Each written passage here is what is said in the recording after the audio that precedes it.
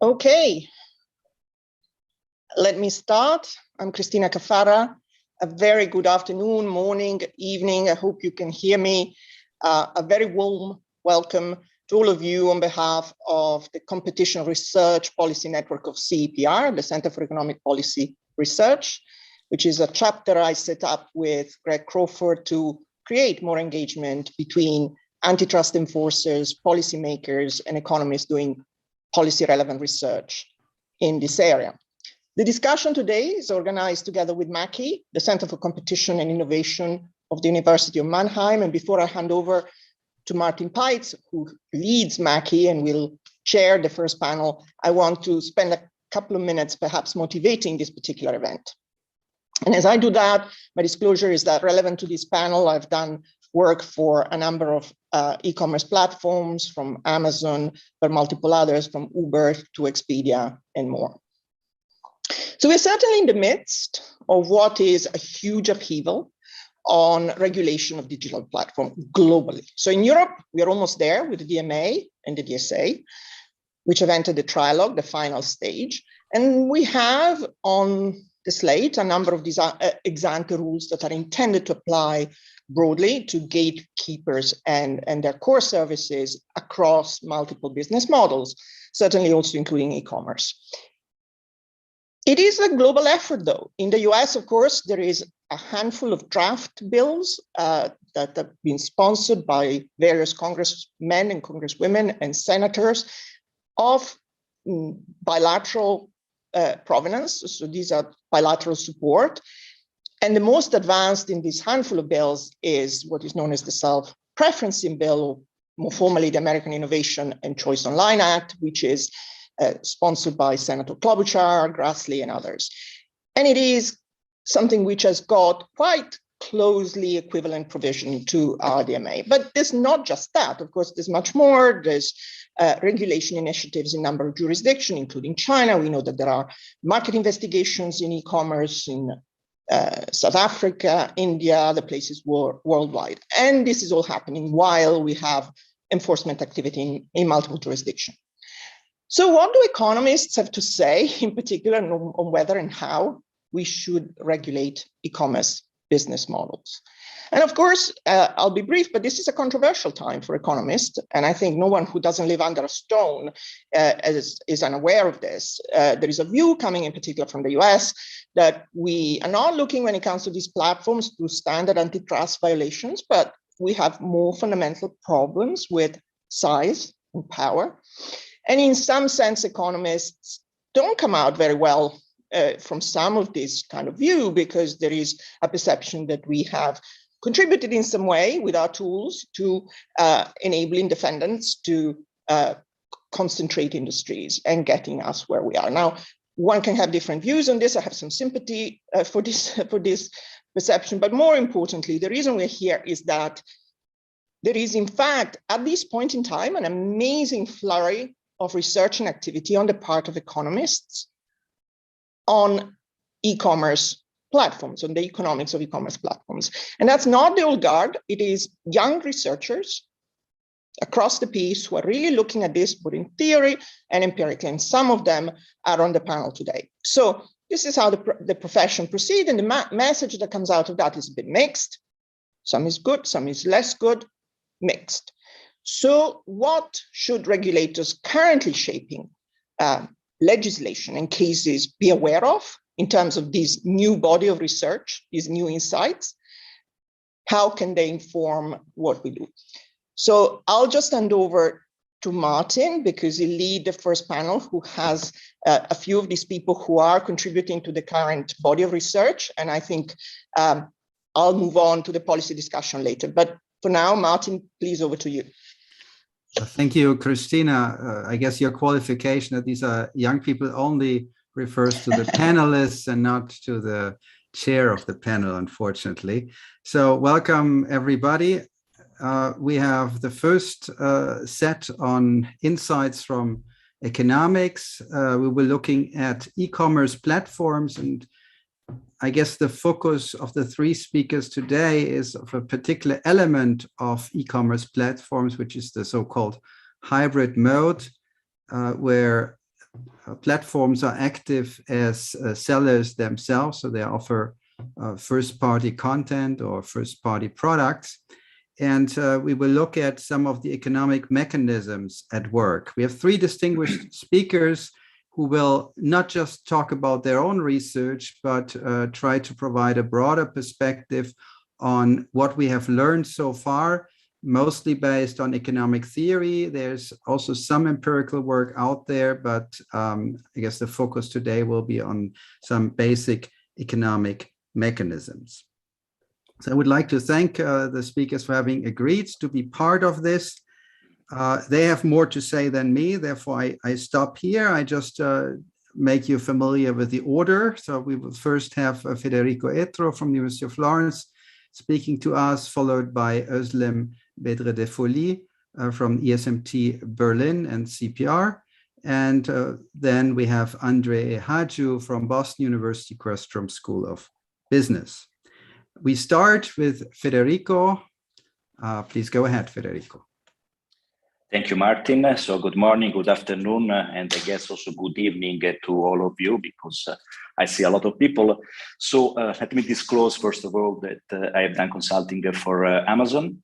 And since I'm the first to talk, I decided to give you an overview of my reading of the recent literature on this topic, on online marketplaces, and in particular on hybrid marketplaces, as Martin was mentioning, that are characterized by this business model where they host on their platform, of course, third-party sellers, and they monetize on them through commissions.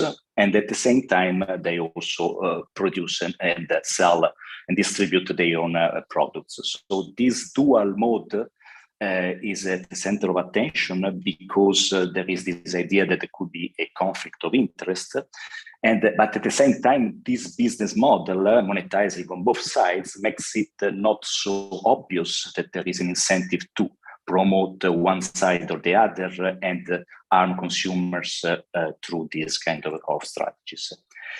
So the literature has addressed this issue, first of all, from a static point of view. There are some papers. I have one published last year, which was actually related to a previous work by Andrei, who will speak later. And there, the question is rather simple, back to basic economics.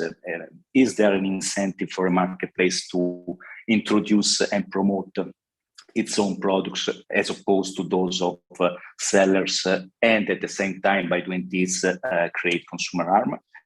And the incentive to introduce and promote own products, there is on the basis of a comparative advantage. So if there are lower costs or the ability to reach more customers, and these two factors, of course, are related also to the creation of consumer welfare. So in this framework, what happens is that there could be an incentive to buy as customers, but there is not a systematic incentive to buy our customers in a direction that goes against the increase of consumer service. These are static frameworks. There is also there are papers about the dynamic issues. Here, the key point is whether there is an incentive for these marketplaces to maybe imitate successful products by third-party sellers, and through this limit the incentive to invest by sellers in new products for the future for the same platform. There is a paper also by Marsden and Bellotti recently addressing these issues. And what comes out here is that my reading is that when a platform is there to stay as a long-run player, has an incentive to internalize the static effects that I have mentioned before and the dynamic effects on investment. And so as an incentive to limit what is sometimes called this copycat activity in a way that is somewhat aligned also with the long-run interest of consumers. There are other papers that address other issues. For instance, Andrei will speak later, as emphasized in a paper with Dan and Wright, the contribution to strengthen competition of the products of the marketplace. There are many papers that emphasize the externalities between products sold on the marketplace. And the platform is in an ideal position to internalize these externalities in its pricing choices, while third-party sellers usually considering only the profitability of their own products.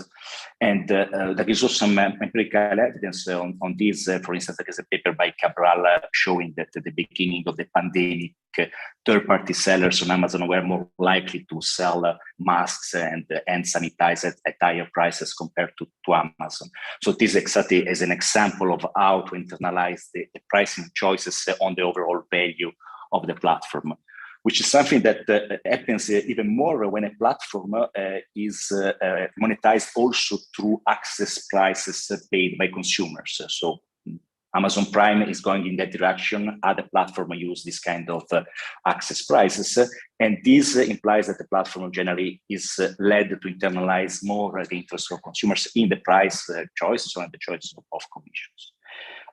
Then there is a more recent literature with a few number of papers that tries to analyze overall the structure of these marketplaces, considering the differentiation of products provided on them, what economists call the endogenous entry of sellers on the marketplace, and how the marketplace sets the commissions by product category, because typically they are set at a uniform level, but by product category, each category including thousands of products. And here there are papers, one by Özlem, who will speak later, one by me. There is a paper by Zenio that is forthcoming. There is one by Herbas, Drain, and Schleja. There are also empirical papers that use data on Amazon to try to quantify the impact of the strategies of these marketplaces on consumer welfare. For instance, work by Lee and Maslow or Gutierrez. So there are a few papers going in this direction. So my reading of this group of papers, of course, there are differences between them, is that there are some common themes. One is that in general, this marketplace, if we take the commission rates applied on third-party sellers as given, well, in this situation, what emerges is that the introduction of products by the marketplace is not going to affect in a significant way consumer welfare, because there is a substitutability between the products of the marketplace and entry of products of the sellers. The key point here is that the welfare impact of a marketplace compared to a pure marketplace, let's say, depends on whether the hybrid marketplace is going to set higher commissions or worsening the conditions for sellers, or is going to do the opposite, reduce the commissions for sellers. And this is what is going to determine the impact on consumer welfare and also on the profits of the sellers, as a matter of fact. And so here you can imagine the mechanism if the marketplace introducing its own products as an incentive to increase the commissions on the rivals of the third-party sellers. This is going to increase prices in general. It's going to reduce the variety provided in the market, and this is going to bring consumer harm and also lower profits for the sellers. If the opposite happens, the hybrid marketplace is going to reduce the commissions for the sellers when it is introducing its products, then the effect is the opposite, increasing consumer welfare and possibly also profits of some of the sellers that are active due to the lower commissions. Well, what happens is not obvious, and in fact, this paper differ in the implication or in this direction, because there are, this is my reading of this group of papers, two effects going on here. On one side, an hybrid marketplace introducing its products as an incentive to increase commissions and worsen the conditions for sellers to shift the demand toward its own products. On the other side, there is an effect that is working exactly in the opposite direction, bringing to lower commissions. And what is the intuition of this mechanism? It's quite simple. An hybrid marketplace introducing its own products is giving up to some of the commission revenues from third-party sellers. These are revenues that come for free, in a sense, on the platform. So there is an incentive to reduce commission rate to recover some of these revenues, attract new sellers, with lower commission also reduce their prices, and this will also attract more purchases by customers. And if this mechanism is dominant on the first one, this will bring it to higher consumer surplus and also higher profits for some of the sellers facing the lower commissions. So for instance, these two mechanisms work against each other clearly. for instance, in the paper of Zenio that I mentioned before, they exactly compensate each other. Özlem will show a situation in which the first effect is dominant. In my paper, and also in the paper by Strain and Schleicher, even if the framework is slightly different, the second effect can be dominant, and so the hybrid marketplace can lead to an increase in consumer surplus and user surplus, as a matter of fact. Bottom line, what is my view of this literature? I mentioned a few papers, of course, that there are others. First of all, the results are quite mixed. The general message is that a ban on the dual mode of this hybrid marketplace doesn't seem to be leading to welfare benefits. As a matter of fact, there are circumstances, quite clearly there are losses for consumers to be expected from such a ban. I think Andrei will argue also in this direction. More general, if we think about the strategies of these marketplaces, sometimes called of self-preferencing, it's not clear that there is an incentive to adopt this strategy of promotion of own products with an associated reduction in consumer welfare. It is often the case that when a bias of customers toward the products marketplace takes place, it is actually associated with the fact that these products are actually preferred by consumers.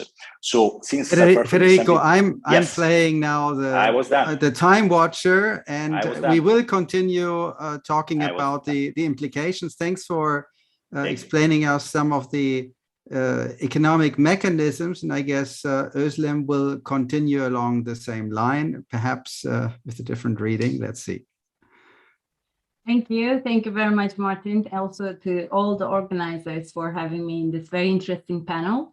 I look forward to the discussion. So just to start with disclosure, I haven't done any consulting for any of those digital or non-digital marketplaces. And within the last years, I received a European Commission, European Research Council research grant for my research on digital platforms. And today I'm going to present some work which is also in this part of this grant work with joint work with Simon Anderson. I also received research support from UC Leuven through a digital chair sponsored by Google, as well as the Joint Research Center of European Commission.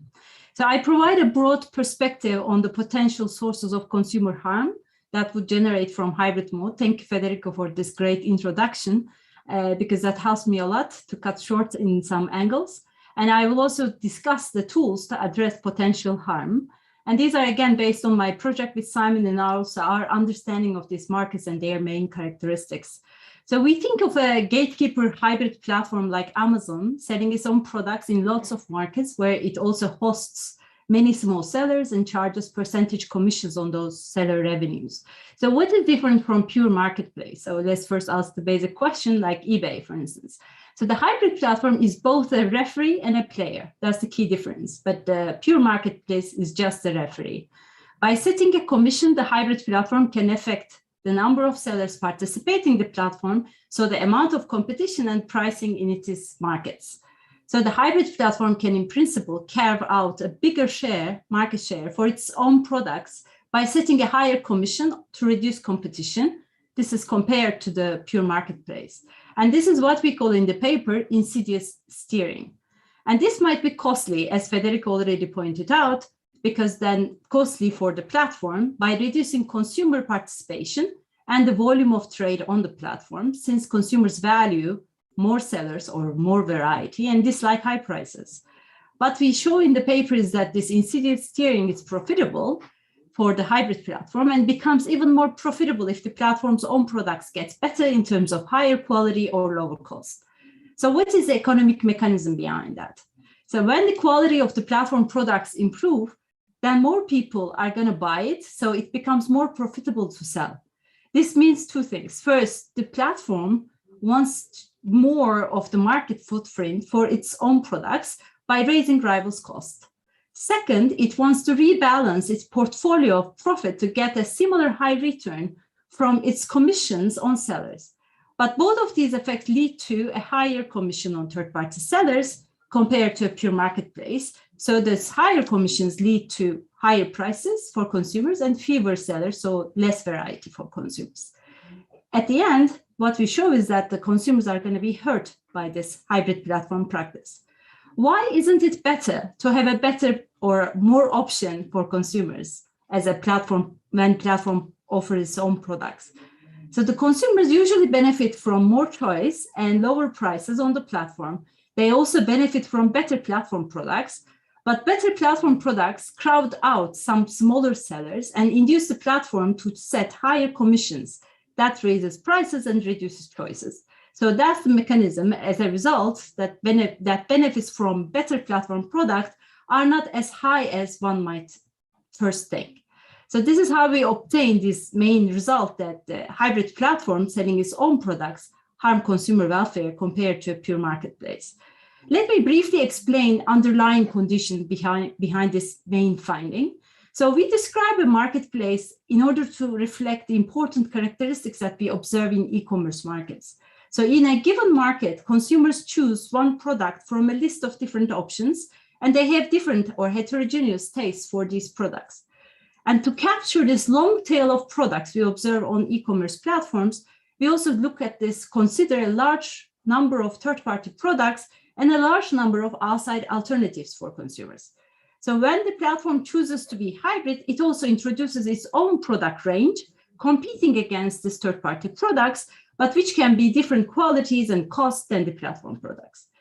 What is important to emphasize is that our reading of these markets, and also that's how we reflect it in our modeling assumptions as well, the platform and the third-party sellers are quite different. So that first, the platform typically sells a range of products in any market segment, so it has substantial market power in each segment. However, small sellers do not have market power.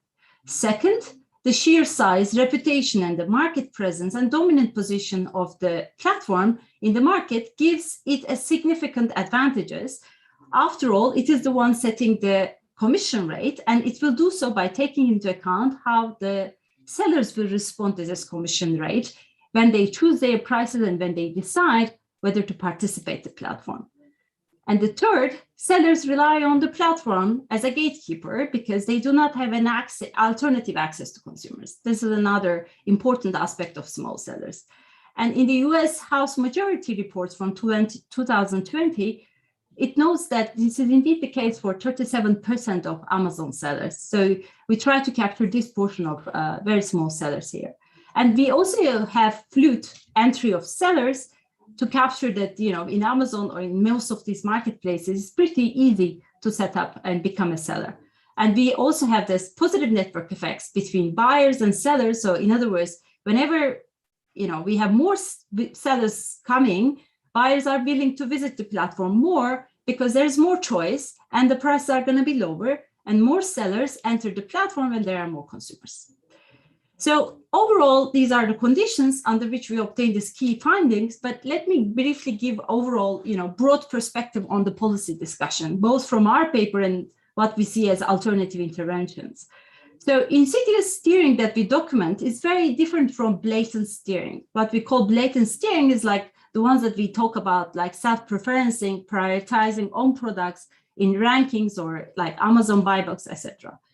Insidious steering is implicit, so it happens via changing commissions on third parties. So it is harder to detect than blatant steering.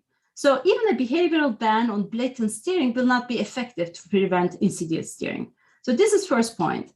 And let's think about banning the hybrid mode. It's one of the proposals in the US bills. Indeed, such a ban will benefit consumers if and only if the platform becomes a pure marketplace after the ban. However, the ban harms consumers if the platform becomes a pure reseller after such a ban. In other words, shutting down its marketplace for third-party sellers. And this happens, according to our findings, is that when platform products are of very high quality and low cost. And insidious steering is similar to, indeed, vertically integrated firm raising rivals' costs by raising the price of the essential input. And most of us are familiar with these effects from the vertical literature. Here, the essential input for sellers is the access to consumers, since they have no alternative channel. And different from previous theories of vertical foreclosure, the vertically integrated firm, the platform, collects a percentage commission from downstream rivals, so controls their entry via its choices of the commission and own product prices. And instead of a structural ban on the hybrid mode, so we can think about the divestiture of the platform from its reseller unit as a remedy. Our analysis shows that such a divestiture indeed benefits consumers unless the platform-owned products have very high unit costs. Since then, the divestiture will generate a significant level of double markup problems, so raise prices. And taxation can be an alternative instrument. This is also maybe an unexpected but very important insight from our findings, is that instead of a structural ban, we can think about taxing the hybrid platform.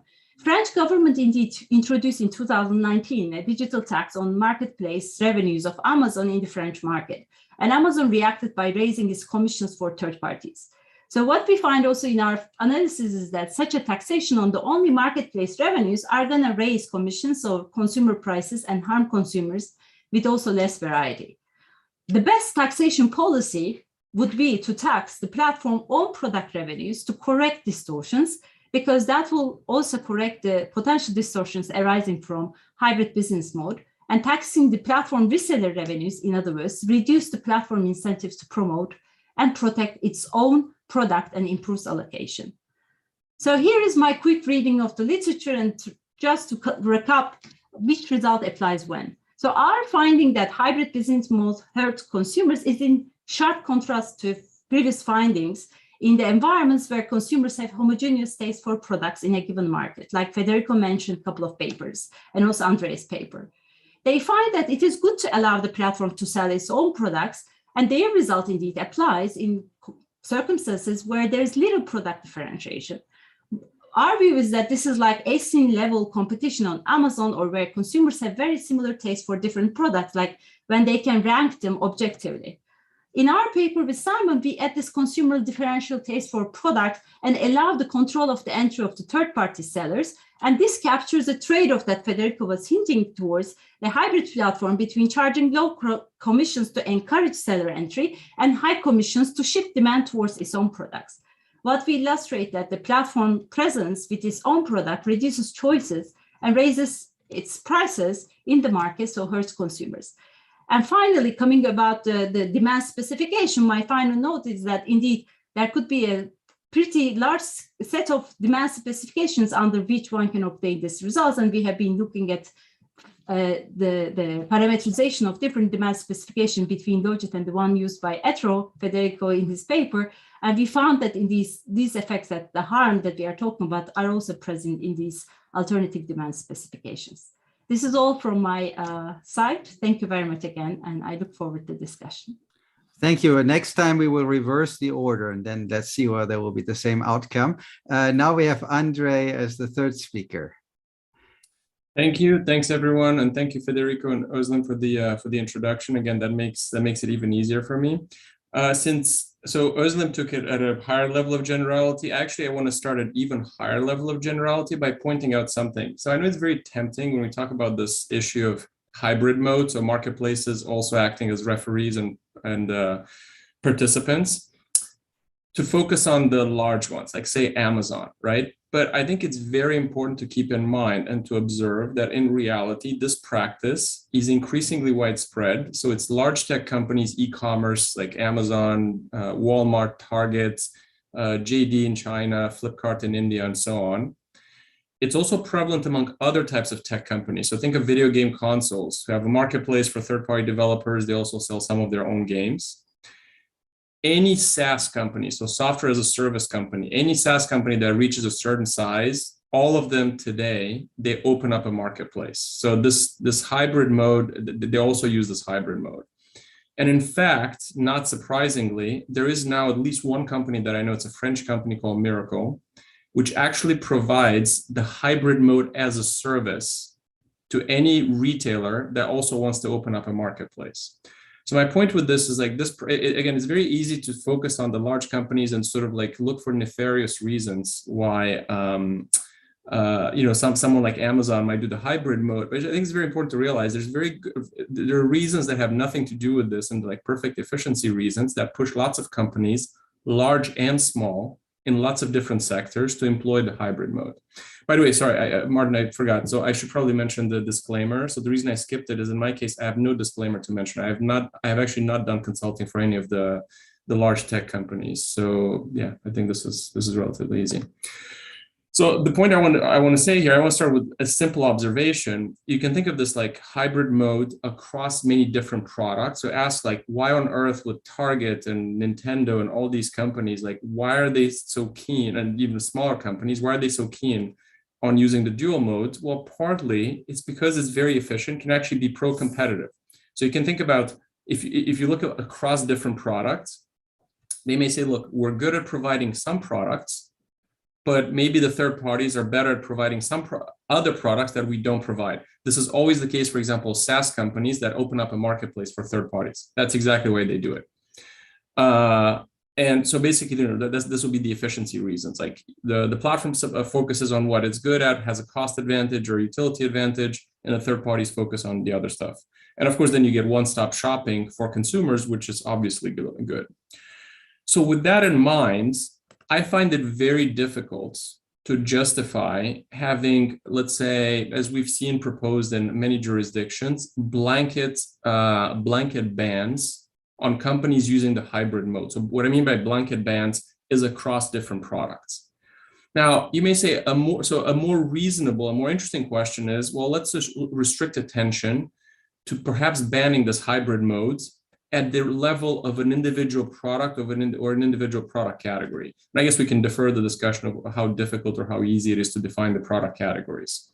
There might be some, you know, there might be indeed like some legitimate reasons for concern. So on the one hand, I still think it's important to realize that in cases in which the third parties have market power, and by the way, this is a difference between the paper that I'm basing my presentation on with Julian Wright and Ted Haute and Federico's and Özlem's work, is we do allow for third parties that have market power, which is quite relevant in lots of cases.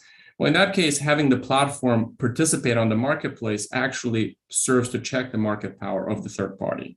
So that's a positive. But on the other hand, yes, we do have the very serious concerns that platforms may, for example, engage in self-preferencing, so steering in favor of its own products unduly, and perhaps using proprietary data to copy and imitate the third-party products, right? So that, I mean, I think that's a legitimate question. So I just very briefly, like in our paper, we look at this question. So what is the welfare impact of allowing of having a platform that can function as in dual modes and perhaps also engage in self-preferencing and product imitation? And again, the key ingredient here is that we allow this for an innovative third-party seller that has market power. So again, I'm not going to go through the key results, but there's something that's very important. Like the key message of our paper is the following. It is very difficult to justify structural bans on the dual modes. So what we show is basically from a consumer welfare and total welfare standpoint, banning the dual modes when there's no self-preferencing and no imitation by the platform is almost universally bad. If there's self-preferencing and imitation, banning the dual mode relative to not doing anything might be somewhat better, but there, what we show is that actually banning the dual mode almost always does worse. So this will be the structural ban, does almost always worse than what we call behavioral remedies. So in particular, focusing on banning self-preferencing and imitation. And I think this is, to me, these are the most interesting and policy questions or policy measures that we should probably spend some time discussing. Like, to what extent does it make? So again, I just don't think the structural bans make a lot of sense across different products. And for individual product categories, I think we can almost always do better with these behavioral bans. So the two behavioral bans is like banning self-preferencing and imitation. So then we can ask the question, which is truly an interesting one. How do you go about implementing these behavioral remedies? Because yeah, sure, it is a lot easier to go with the blanket ban that says you cannot be, like, you have to choose either you're a referee or you're a player in the game. You can't be both, right? But I think there's a lot of reasons to prefer the behavioral bans. So as far as imitation goes, I think we could all agree that we're not talking about banning the platform from competing with third-party sellers if the competition is on the merits, right? I mean, if the platform just observes the product and says, I can do this, I can do these features better, I think that's fine. What we really object to is that the fact may use perhaps information, privileged information that it has access to and that no one else has access to. And if that's the issue, then perhaps like reasonable policy interventions to consider would be either to make sure that others, so like say other third parties, have access to the same information, or that the platform cannot leverage the information that it extracts by virtue of being a marketplace and use it to develop its own product. So in other words, this is what's called oftentimes having a Chinese wall. So the regulation should focus on, say, like imposing like a Chinese wall on these hybrid platforms. Of course, I'm well aware we can discuss this. There's certainly implementation issues. We know Amazon does have a Chinese wall policy, but some of their product teams violated that internal policy. And the second one is, how about banning self-preferencing? And I will admit here, banning self-preferencing is trickier because it's a tantamount to regulating the algorithm. Again, I don't think requiring the platforms to disclose the algorithm and like poring over the algorithm and figuring out whether it's biased or not is a good measure. However, what you could require, and I think that's a reasonable intervention, would be to say, require an API that allows approved third parties, like say regulators or researchers, to audit the recommendations made by the algorithm in order to, to make sure that they're not unduly biased in favor of the platform. So I'm actually going to stop here because I think these are the interesting policy measures to be discussed, and then see what kind of questions, what discussions we can engage in. Thank you for your attention.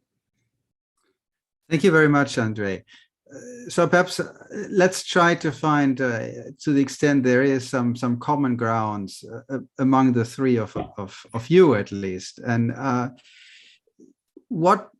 under which circumstances should we really be worried about a hybrid platform with market power distorting the offers and providing a bad deal for consumers? Federico, since you have been kind of most pro platform statements in your papers, under which circumstances would you also be worried, or aren't there any? No, I don't think I've been so pro-platform. Actually, there was some disagreement between me and Özlem, but let me clarify for the audience that I think we do agree on the basic message of what we are saying, in the sense that the key issue from our perspective is whether a platform that provides its own products is going to create consumer harm by worsening the conditions for third-party sellers, or is going to do the opposite. Now, in our model, there are some differences that are due to the demand micro foundations, the demand systems. We will not talk about these details here. But the question is whether there is a dominant rise rival cost effect, the one that also finds in her paper. So I introduce my products, I raise commissions on the others to shift demand toward me. Or is dominant and what I like to call an extensive margin effect. I reduce the commission to attract more commission revenues from third-party sellers. This is ultimately what matters. And the question is an empirical one, it's not a theoretical one, because in theory we can discuss about the shape of the demand functions, but the question is empirical. So we should look at what these marketplaces are doing when they introduce their own products. Are they increasing commission rates or they are decreasing them? Well, sorry, may I make this a bit more concrete, the question? So you said let me conclude, Martin, if I can conclude the point that I just started, 30 seconds. The data on the commission rate by Amazon are publicly available by product categories and country by country. One can look at them and you will find that commission rates that differ across product categories, but they are rather stable over time. And in particular, if you go to look if there is any correlation between changes in commission rates and the market share of Amazon within product categories, which is the empirical way to look at this and discriminate, you will find that basically there is no correlation. So there is not a tendency neither to increase or decrease these commission rates when Amazon introduces some products. So this is an empirical question, and I don't see support neither for Özlem's position or not from my position. I don't see a commission rate to be changing after the introduction of own products. So. Okay, so that was one particular example. I think we should kind of think about more broadly the other platforms which have been criticized about what they are doing. And so I guess my question is kind of as a preparation for the second panel. If we always say it all depends and it's empirical research, that seems to suggest that we don't want to have regulation, that you would support rather the use of competition policy tools. And I guess then we are back at the beginning, where currently the discussion is about that the existing competition policy tools have shown not to be very effective. And so I guess that's the discussion the second panel can talk about. But my takeaway from what you're saying is it's kind of difficult, if you think about ex ante regulation, to identify the right circumstances on where interventions are needed or not. Özlem. Yes, thank you very much, Martin, and also Federico. Indeed, I agree on the basic principles about what Andrei also mentioned. So if you think about the platform choosing which product category I want to be present and where I want to leave my rivals to be present, and then I don't intervene. So this is what Andrei called the across product category hybrid. And I completely agree that in those circumstances, there's a clear efficiency defense that, we shouldn't ban hybrid across categories. And that means basically that the platform product replaces the third parties fully when it enters. But then the other categories, the third parties are present. But when we think about, in our paper with Simon and also at Federico's paper also looks at this circumstance, like within one given product market, there's competition between the platform product and the third parties. The clear harm comes from this raising rivals cost effect. And we obtained different results from Federico. And as he said, different demand specifications could be explanation. But I think one needs to think about, like, if you want to look at the empirical evidence also, we should think about looking at which demand specification we think is the most reasonable one as well. And I'm not going to go into the technical details, but just if we look at the empirical evidence, not just by looking at whether fees go up. And on the point of whether fees went up, I know that the second panel will also touch on this issue. Indeed, the Italian case, the Amazon forcing the fulfillment to its sellers to accept is a kind of a suggestive evidence that we shouldn't just look at Amazon's commissions on third parties, but also Amazon fulfillment fees on third parties. Because if I am an Amazon seller and in order to be viable, like visible on the Amazon marketplace, I have to accept Amazon fulfillment, then what I'm paying is not just the commission, but also fulfillment fees. And those ones have increased significantly, according to the paper by Gautier from, he's in the market, maybe he's also listening to us from NYU. He documents that indeed fulfillment fees went up 200% even in the last years. So it's important to look at indeed which fees we are talking about. That's my two pieces, yeah. Okay, just not to get the impression that we just have an Amazon session which is labeled differently. So our view is we want to look in general at e-commerce platforms, and there are many different types. I think there are some questions which are interesting, which go very much into the policy arena. For example, if we believe that taxation might be an appropriate tool, well, that's typically not a tool available to competition authorities. So that would rather speak probably in terms of a different type of intervention.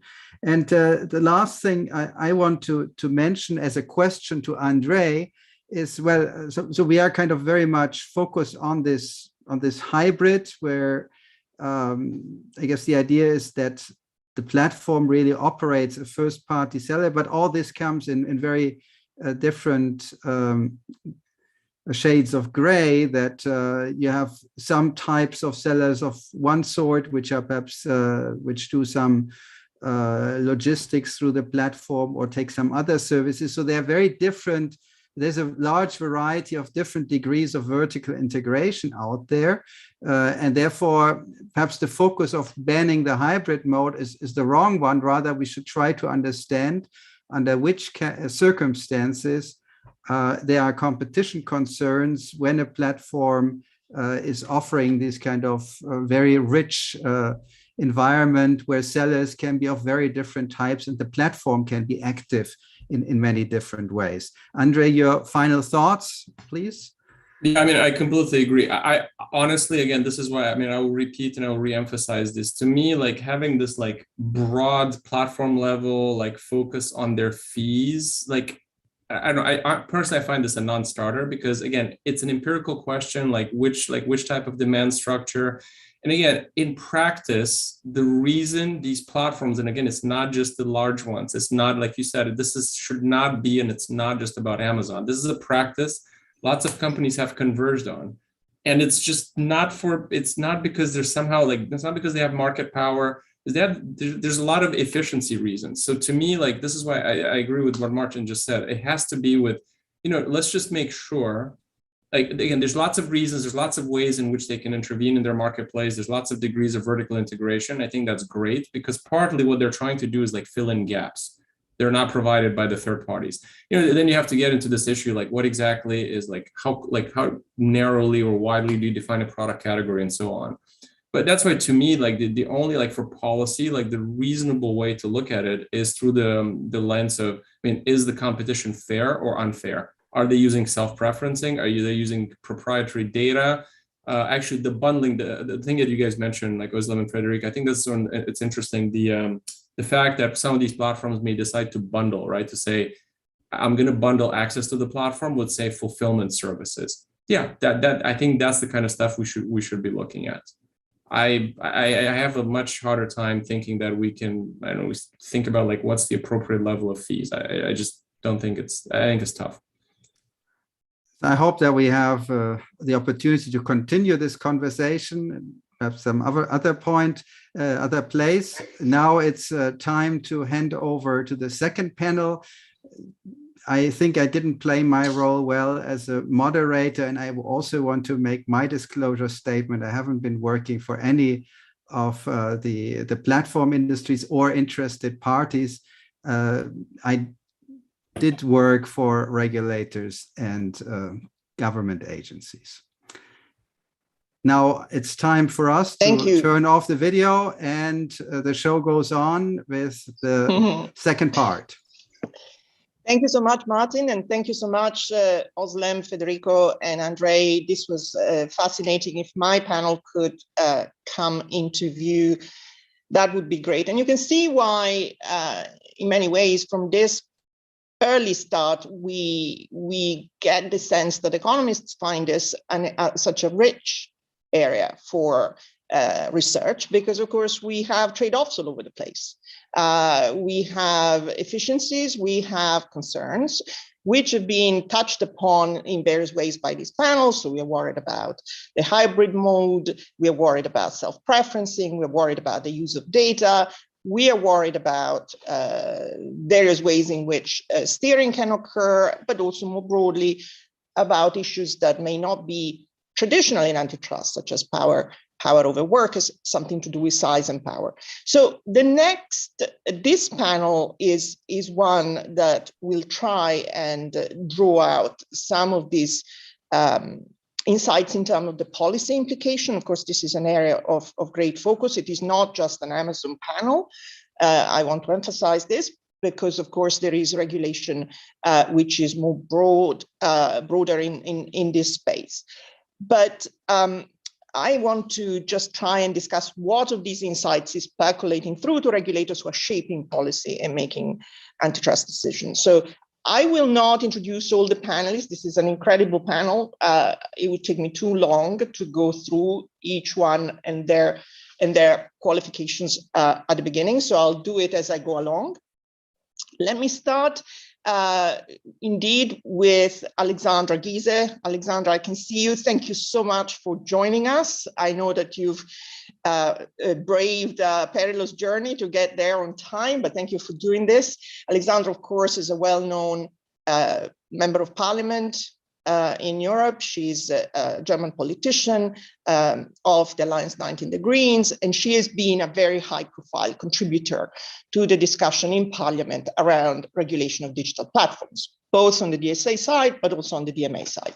So let me put to you, as the sort of the regulator on point here, the legislator, a number of questions that are related, and then you can just find time to just touch upon them. One, we heard a number of questions and concerns that were teed up by the previous panelists. What has really been in the minds of the legislators in Parliament when thinking about how the DMA will police this particular sector?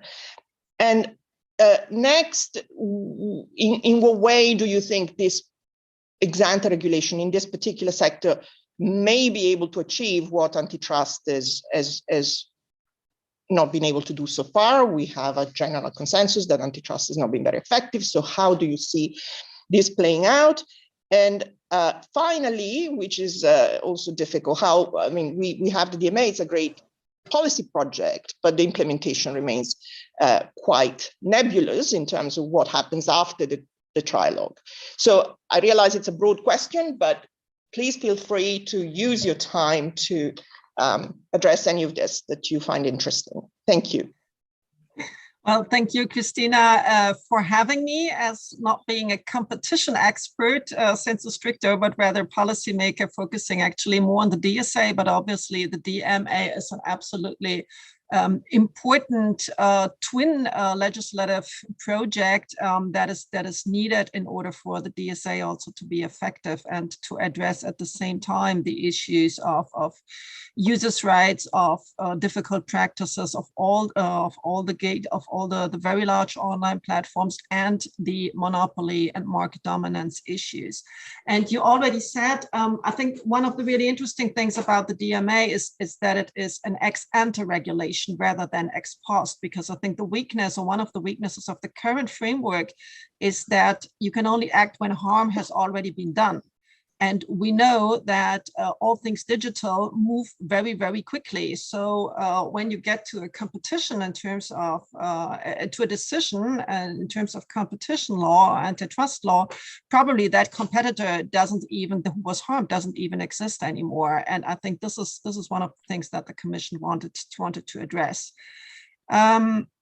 It also, the Commission and the Parliament recognize that there's a set of very large actors that have an absolutely disproportionate influence on markets, and then can distort the level playing field by their gatekeeper functions. And therefore, the approach of the DMA is to have very specific obligations and prohibitions that can be acted upon.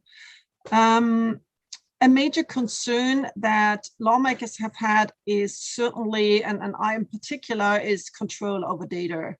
In the modern economy, data is, if it is properly used, aggregated, and analyzed, I think a decisive, and in my opinion, the decisive success factor. And an e-commerce platform, a large one, has access to the data flows of the sellers using the platform, an intermediary.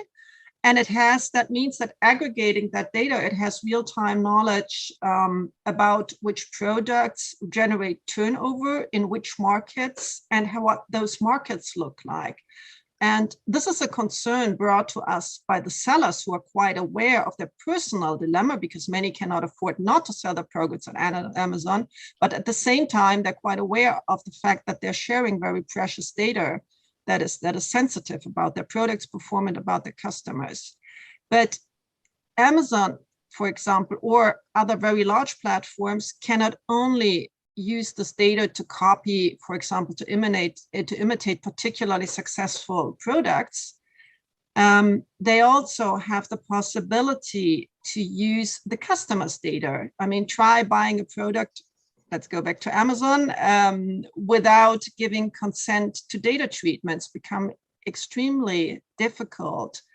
And therefore, if we add the data extracted from tracking the customers to the data extracted from the sellers, these gatekeepers have an enormous advantage in terms of knowledge, which is not yet fully understood and even captured by the legislation on the table, because this is not only knowledge about markets, it's also knowledge about our society. You know, just think about a rise in certain purchases of certain health products, for example, that gives you an idea where the next pandemic is coming, for example.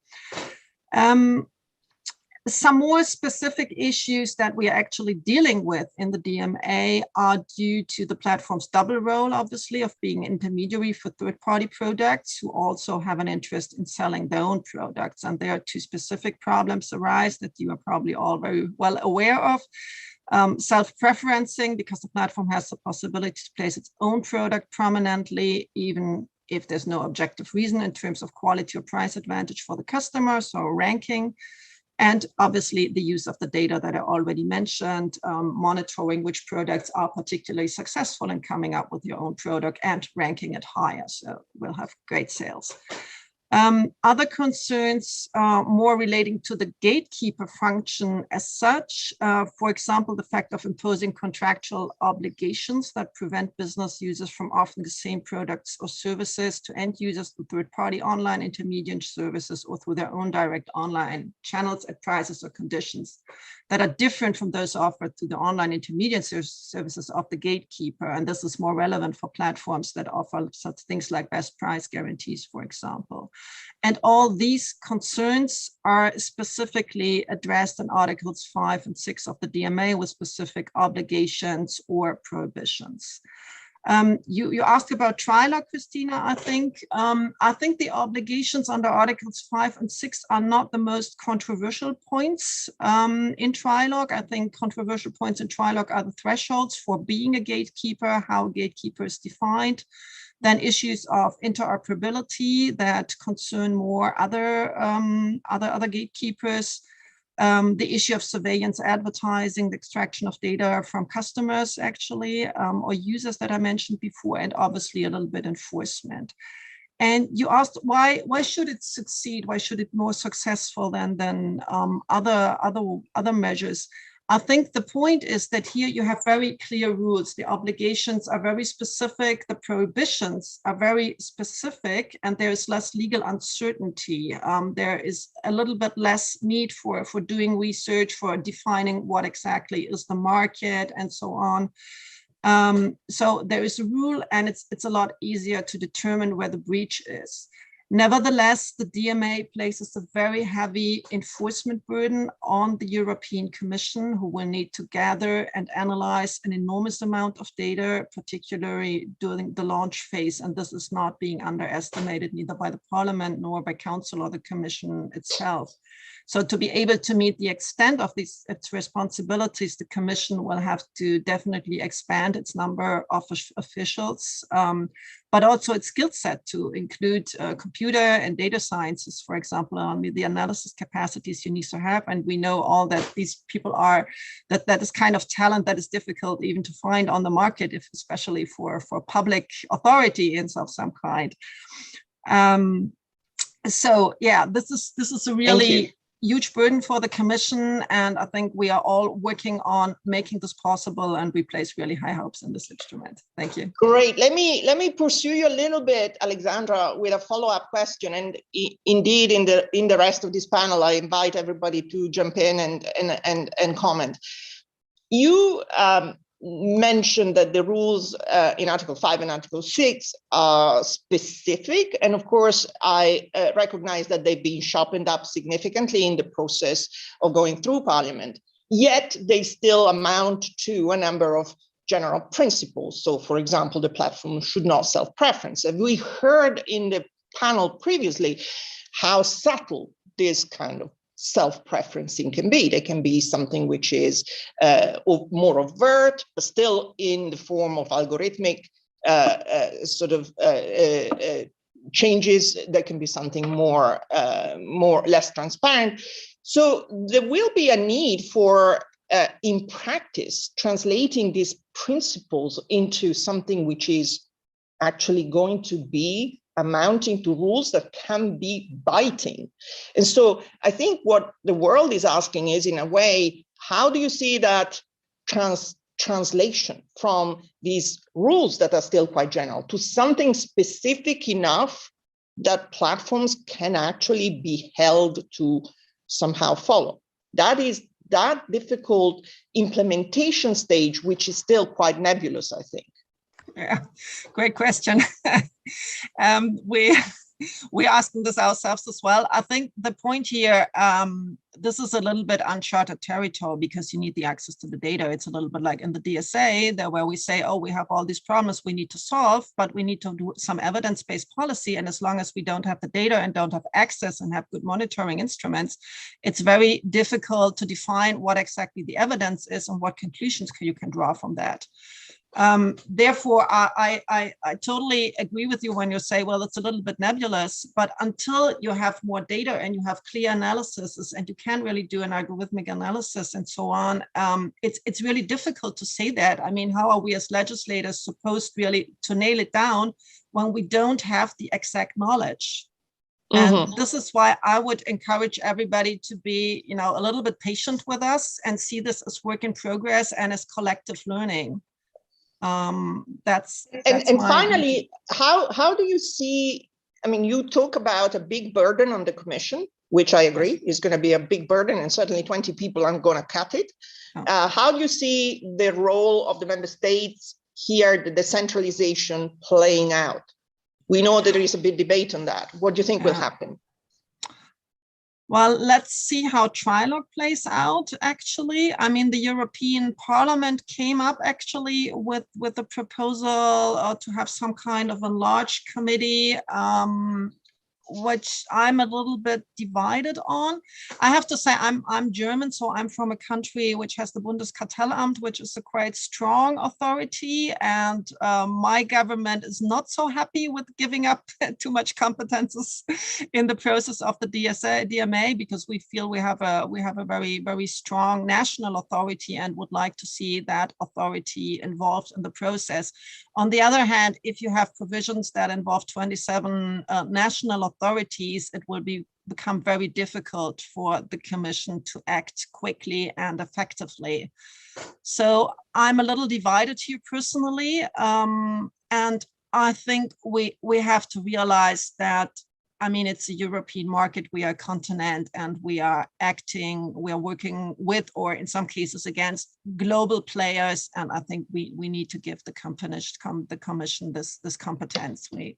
Thank you. We need to take the leap and go for it and hope it will turn out well, and give the Commission the money and everything it needs to really build the resources to build up a center of expertise. And this concerns the DMA, but also the DSA, because all the work of analysis and of algorithmic competence and so on, that also concerns the DSA. And I hope we can create the center of expertise in Europe. Thank you so much. Let me jump across the Atlantic. I want to bring in Sarah Miller. Sarah is the executive director and founder of the American Economic Liberties Project. This is a civil society campaign, a think tank that has been incredibly instrumental to the rise of the Brandisian movement and graduating from a fringe idea to mainstream and being now the animating principle of key enforcers and policymakers in the current Biden administration. So Sarah, I would like you to give us a sense for of course, the hub of activity that is happening now in the US in this space. There is, of course, lots of legislative proposals. Over to you. Thanks so much for having me, Cristina. I think, where I kind of want to start is what policymakers and advocates are kind of realizing was the genesis of Amazon and a lot of these large tech monopolies, which was that they were kind of created by an environment in which not only was there a regulatory vacuum, but in many cases, kind of regulations and the infrastructure, the legal infrastructure around them accentuated their power through things like the ability to leverage Section 230 to avoid liability for the products that they're selling on their platforms and things like that. So it's hard to describe the shift in thinking and awareness around large tech platforms, including Amazon, that's happened among policymakers just over the last 2 to 3 years. That's true kind of on the progressive side, and it's also true in many cases on the right.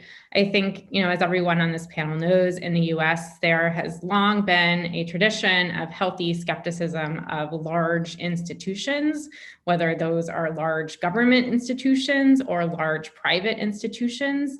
And that muscle memory, I think, has come back in a real way among the broader population.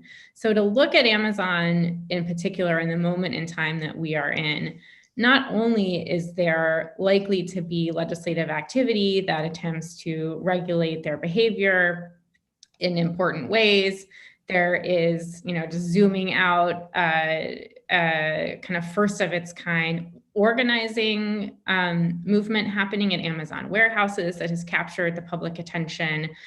There are increasing numbers of small business people and larger businesses who are willing to speak publicly about Amazon's abusive practices and ability to extract data and revenue from them through the various creative ways that they're able to do that.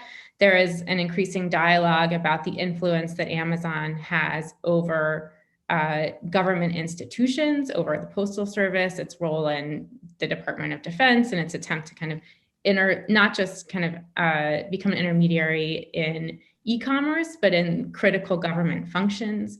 So all of this is kind of swirling around the kind of policy conversation in DC right now, where there's a kind of significant movement in a variety of ways. So obviously we have leadership at the antitrust enforcement agencies who think differently than previous generations of enforcers. And I think when we approach a problem like Amazon, we have to also remember that this is a political question and that any types of interventions must be executed by political actors. So I think that leads us to think about a number of principles. One is that we need to fundamentally look at questions of power, not just of behavior, because our concern is that any attempt to modify, to regulate, to rein in abusive behavior at an institution as large as Amazon is not likely to be sustainable because of its political power, right? So it's a fundamentally kind of different way of thinking about competition policy and what its goals should be, about the fallibility of the regulatory state, which we've obviously witnessed in the realm of antitrust and competition policy in the US, and the need to look both at fundamental questions of power and how that power is able to be leveraged in ways that either are unable to be reached by regulators or other government actors attempting to protect fair competition or prevent abuse, but also to just quite simply identify conflicts of interest and say, you know what, we don't need that.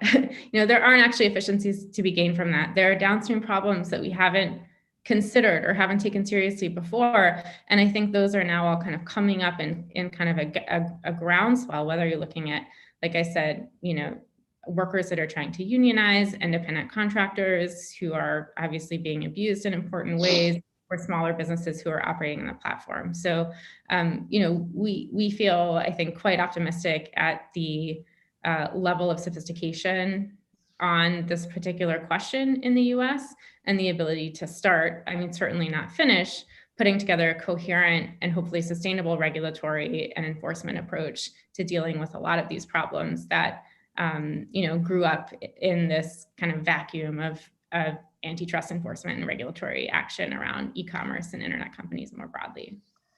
Great, thanks, Sarah. And we were discussing just yesterday in DC precisely the different sort of animating principles that we see in the US and in Europe, but the way in which certainly Europe has absorbed or is absorbing some of these ideas. I want to move on to Antonio Buttà, who is the chief economist of the Italian competition agency. And of course, as is well known, the Italian agency has recently issued a an infringement decision versus Amazon with a record fine. And it's interesting following Sarah that in some way this decision is being described in some quarters as perhaps the first neo-Brandesian decision in Europe anytime, just in the sense that the sense some have in looking at this decision is that efficiency perhaps of logistic operators versus Amazon was not an area of major consideration here. The concern was about Amazon and its size and its general conduct, less so about whether others are less efficient. But more generally, Antonio, what I would like you to comment on is go back a bit to what we were discussing also with Alexandra. How do you as a national regulator see the interplay, the role you're going to play in a DMA world? Where is this going, and how do you see briefly the role of the Italian authority as much as another agency in this future debate? Thank you, Cristina, for having me, and let me say what a great format. Indeed, I mean, it is clear that the DMA is a drastic institutional innovation that will have an impact on the activity of European competition authorities. And it actually comes at a time when both European Commission and several national competition authorities have been rather active in enforcing antitrust law against digital platforms. So you mentioned the Amazon case. I would not describe it as a Brandesian case. In a few years, it might actually be remembered as a rather standard self-preferencing case. But it is clearly a remarkable case, which has attracted a lot of international attention, probably also because of the remarkable fine that you mentioned. The case in a nutshell is about Amazon leveraging the dominant position it holds in the Italian market for marketplaces to favor the adoption of its own logistics services over competing potentially as efficient services. So it's a preference case, I think. And it's actually one part of a larger portfolio of digital cases that the Italian competition authorities, as other national competition authorities, have actually concluded in the digital world recently. Just to keep into the national level, we've just concluded an investigation, an Article 101 investigation into a brand gating agreement between Apple and Amazon, which is also, I think, quite relevant and interesting for a discussion on e-commerce. And we've also been looking at Google, Android Auto, and entry by third-party application developers onto a new ecosystem, the Android Auto ecosystem. And so I think these cases confirm that after a few years of caution, or perhaps more than a few years of caution, largest European national authorities have considered intervention against digital platforms to be really an enforcement priority. They've taken on a variety of cases, and I think they've also tried to overcome some of the alleged antitrust failures about speed of intervention, about deterrence, and about the effectiveness of remedies. I think these are things that have all had an impact on our decisions in these digital cases. And the DMA will clearly be a significant institutional game changer. So according to Article 1, paragraph 6 of the proposal, the DMA is without prejudice to the application of Articles 101 and Article 102. But clearly, the DMA has a wide scope, and it is designed to be as effective and as swift as possible. And if it manages to, to keep its promises, then there's going to be less need in a way for antitrust. Because of its scope, because of its institutional design, I think that clearly it would have an impact on what competition authorities are going to do in the future. And clearly it's going to probably most likely reduce the intervention by these authorities on designated gatekeepers. And let me say just, it's probably unlike what has happened in other regulated sectors in the past. If we think about energy, if we think about telecoms, actually, even after the introduction of pervasive regulations, incumbents have actually been seen quite a few important antitrust cases brought against them, both at the national level and at the European level. But I mean, actually, I do think that there will be space for antitrust intervention in the digital world, even in a world with the DMA. And I actually can see three main areas of activity. So the first one is clearly related to the fact that not all digital platforms will fall under the scope of the DMA. Clearly, that will depend upon the definition of the gatekeepers that will be ultimately be adopted. And that's going to leave a number of platforms, a number of ecosystems exposed to competition law. And actually, competition authorities, I think, will actually experience some spillovers from the DMA, probably in the type of cases they will decide to take on, not so much instead in the type of analysis that I think will be and continue to be a traditional effect-based approach of modern antitrust. Second area is I believe in the power of innovation, and I believe that it largely exceeds the power of my imagination. So the activity of these platforms will certainly expand, and new ecosystems, new services will emerge. And I think, you know, the DMA is an ex-ante regulation, but to change that regulation is going to take time. And probably I think that competition policy and the flexibility that is inherent in competition policy might provide even a quicker tool to react to certain changes. And the third area, which I think is going to be really important, is that it has to do with the boundary between the digital and the non-digital. So now the digital sector is not a walled garden separate from the traditional economy. Again, it's very unlikely, it's very unlike other network industries such as telecoms and energy. It's a sector which, not to say, it's something which is really interconnected with all sectors of the economy and will be increasingly so in the future. Even if we look at our Amazon case, we can see that that's a case that starts from a pure e-commerce platforms and ends up looking at trucks that deliver parcels to consumers. So very, very old style, perhaps brick and mortar activity. And so if the digital is not a walled garden, I do not think that the institutional governance can be a walled garden. So in a way, looking ahead, I think that there are two options. One option is for the garden to grow, but actually I think that would be probably a mistake to imagine an ever expanding DMA.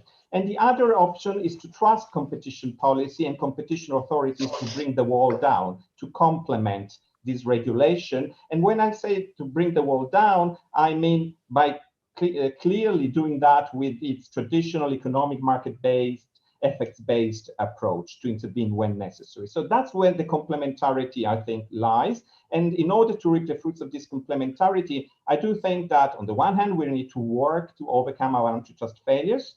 On the other hand, we need to be involved actively somehow in the governance of the DMA, because what we do for the DMA will also have an impact on what competition authorities can do alongside the DMA. And I think, yes, sorry to cut through, but we are running a little short of time. One follow-up question, which I'm not letting you answer, but I think will be important for others to pick up on. I mean, both Alexandra and you talk about this interplay, but in the end, let's kind of face it. We are in a situation in which time is very short. We've seen antitrust fail systematically because of the long time it has taken. On the other hand, we have DMA, which is coming in and everyone is hoping for the best. I hear Alexandra and says, give us time, we need to just bed it in. It is regulation which is new. And how is it going to actually play out in the next 5 years? It's something which I'll ask also Amelia in a moment. But let me go first to Steve. Steve is the chair in strategy and leadership and professor of economics at the Haas School of Business in Berkeley, but most relevantly for these purposes is someone who has actually worked within some of the largest platforms, eBay and Amazon, and has a particular perspective from inside as to the kind of externalities, the kind of things that a platform needs to think about when making decisions. And in that spirit, I would like to hear from you, Steve, what you make of this discussion and how do you see it? Thank you very much, Cristina. So again, first, in full disclosure, I was indeed an employee at both eBay and then at Amazon later in senior leadership roles. I was also a part-time advisor for both. I left Amazon a year ago, so I could really say what I think now. And over the past year, I've also been engaging more in expert witness work, both for and against some of these large companies. So, with that introduction, I'm sure that quite a few people may want me to replace my photo with something like this, but okay, I'll leave the troll back there. Now, going directly to the issue of externalities, and that is a big issue. So having had the benefit of being one of the first academic economists to jumped into industry, and with eBay had the ability to leverage their data for research. Together with Chris Nosko, we had an early paper that showed quite clearly how this problem of an externality is out there. In particular, when a seller on a marketplace disappoints a buyer, that buyer is a lot more likely to leave the platform and not come back. What that, of course, means is that the behavior of one seller affects all the other sellers on the platform by reducing buyer trust. So clearly, the marketplace needs to police that because of the long-term need to keep the marketplace vibrant, alive, with a lot of variety. Now, I could say that, you know, at eBay, we tried in many ways to find ways to leverage the data in order to improve buyer trust. And not surprisingly, at Amazon, the same thing is done. And if anything, at Amazon, that problem is even more severe. Now, what do I mean by severe? The externality problem. So if you think at eBay, when a seller disappoints a buyer, then the buyer is thinking, well, eBay disappointed me. Not so much thinking, you know, Steve ABC Electronics disappointed me.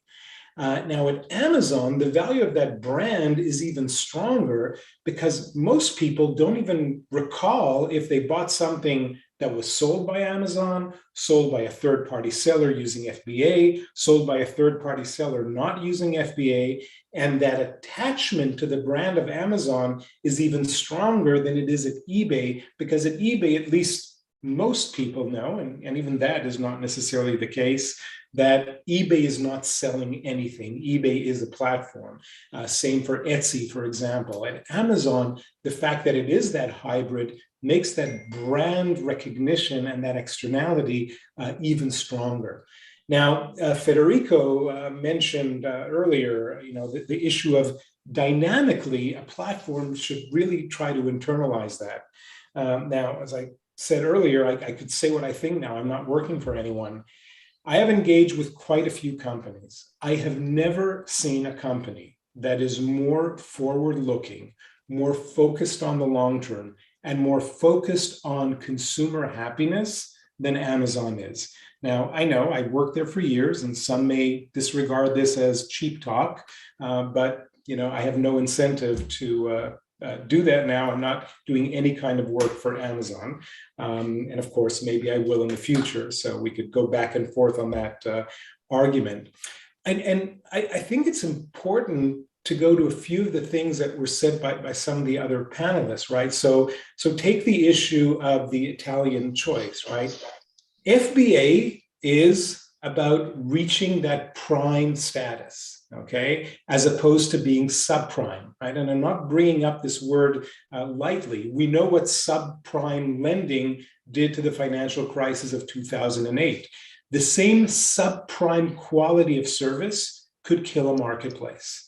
So when Amazon is taking its extremely efficient distribution network of logistics and selling it to third parties at a very competitive price, what comes with that is that the third party is able to deliver a service at the same level that Amazon is delivering it, which is why that promotes them to that prime level. So there's nothing forced here. Now, of course, someone could say, well, no, it is forced, because if you want to get the buy box, then you are going to get that with a much higher likelihood if you are FBA because of the prime service. Well, exactly. When you get the buy box, most likely customers are going to buy your product without thinking twice because of that high level of trust with the platform. So you get this circle here, which is really a circle of generating and maintaining that trust with the consumer. And I personally think that the Italian decision was not the right decision in this case. I want to jump to some of the things that Sarah Miller said about that, our muscle memory in the United States, I'm quoting her, right? That regulating behavior in important ways, right? That big is bad. Well, what behavior? What harm? And here I think it's important to see how the kind of agenda that she is promoting here, which I understand and I respect of, right? We need to look at power. I think I'm quoting her verbatim, not just behavior. When I think of a platform like Facebook, where it could influence and arguably has influenced huge political swings, huge misinformation, etc., then talking about that power is important.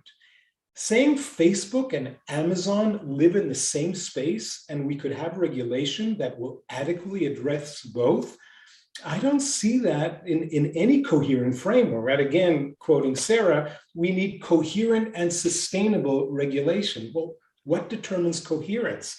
We're talking about fundamentally different business models, fundamentally different ways in which consumers and people are touched and harmed, and so on. So I think that we need to be very careful. Going back to some of the things that Alexandra said, right? That the ex ante versus ex post. Well, as she said, and I agree completely with you, Alexandra, the digital ecosystem is moving really fast. Once harm is detected, you know, the offender may be gone, maybe not. Well, if I take a step back and I ask, why are things moving so fast? Well, it's moving fast because innovation is happening at a head-spinning pace.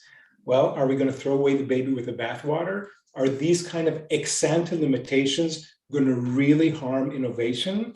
Then again, I'll stop you here, Steve, okay, because we can come back, and I think I'll give the opportunity to Sarah and to Alexandra to respond to what you said before we close. But I want to move on to Greg. Greg Crawford is professor of economics at the University of Zurich, his partner in crime with me, founding the Research Policy Network.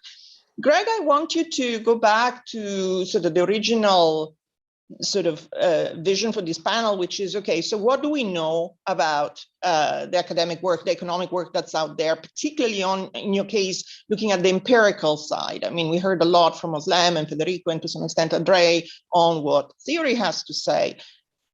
How do you as an empirical economist view what's out there looking at these issues?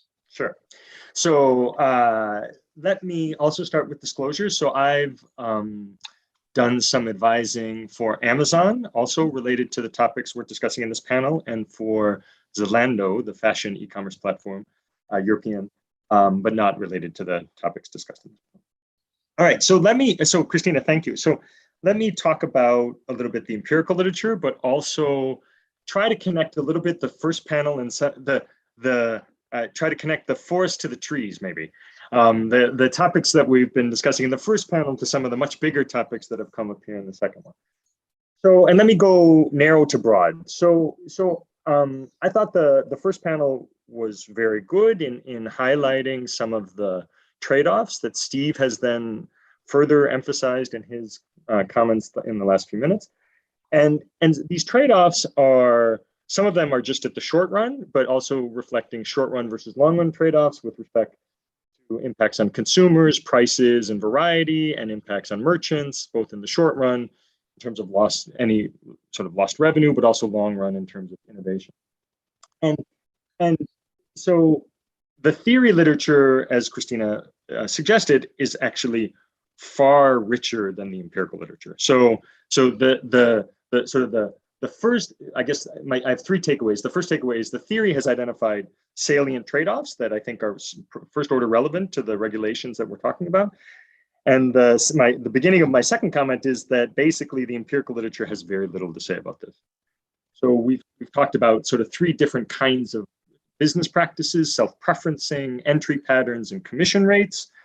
The literature on self-preferencing is in its infancy. What's out there, and all these papers are really the most convincing ones, I think, are just in the last 12 months, are largely showing consumer benefits in the short run to some of the self-preferencing practices along the lines that Steve was talking about, are consistent with the kinds of incentives that Steve was talking about, but that there still could be long-run trade-offs. So there's even if the buy box, for example, favors Amazon products and that benefits consumers in the short run, if that serves as an entry deterrence mechanism and third-party sellers are less likely to come to the platform, there's a trade-off there, right? And so, and the literature on the effects of entry is even thinner.